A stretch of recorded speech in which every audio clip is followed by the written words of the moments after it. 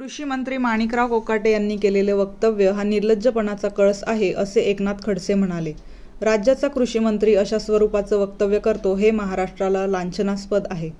शेतकऱ्यांच्या कर्जमाफीची मागणी मतदारांनी केली नव्हती. मत मागण्यासाठी शेतकऱ्यांची संपूर्ण कर्जमाफी करून सातबारा कोरा करू अशी घोषणा तुम्ही केली होती.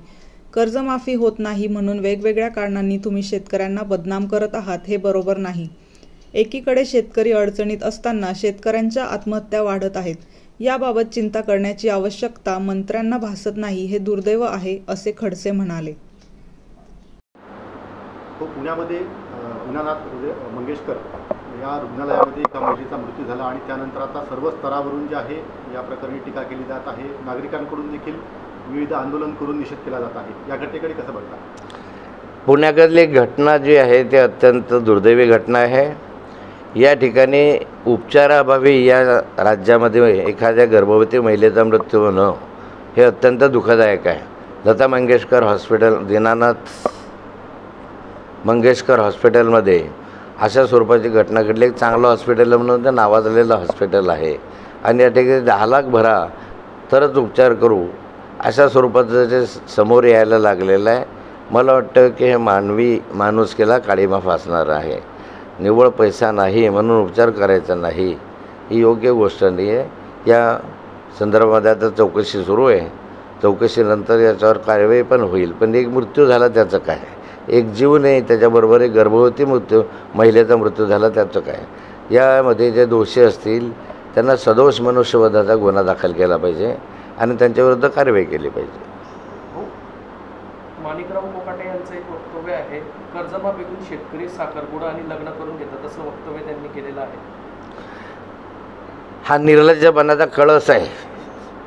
एक कृषी मंत्री ज्या राज्याचा तो अशा स्वरूपाचं वक्तव्य करतो हे महाराष्ट्राला लांछनास्पद आहे. या ठिकाणी कर्जमाफीच्या संदर्भामधली मागणी काही मतदारांनी केली नव्हती.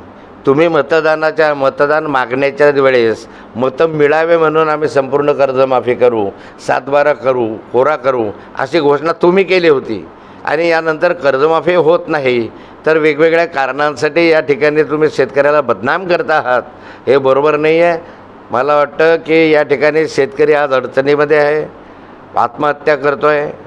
त्याबद्दल चिंता करा. त्याच्याबद्दल चिंता करण्याचं आवश्यकता मंत्र्यांना भासत नाही आहे. या विधानाबद्दल त्यांनी महाराष्ट्रातील संपूर्ण शेतकऱ्यांची माफी मागितली पाहिजे आणि आपलं वक्तव्य त्यांनी मागे घेतलं पाहिजे. सध्या राज्यामध्ये या ठिकाणी अवकाळी पावसामुळे शेतकरी राजा हा अबाधित झाला आहे. मोठ्या प्रमाणात नुकसान शेतकऱ्यांचं झालेलं आहे. राज्यभरामध्ये अवकाळी पावसामुळे मोठ्या प्रमाणावर शेतीचं नुकसान झालं आहे. ते पिकं उद्ध्वस्त झाले. भुईमूग गेला, उन्हाळी उडीद गेला, केळीचे नुकसान त्याच्यामध्ये झाले.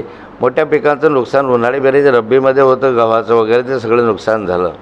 आणि यामध्ये अजून तरी माझ्या माहितीप्रमाणे पंचनाम्यालासुद्धा सुरुवात झालेली नाही. या सरकारने शेतकऱ्यांना मदत करण्यासाठी त्वरित पंचनामे करावे आणि शेतकऱ्यांना ताबडतोब मदत देण्यात यावी.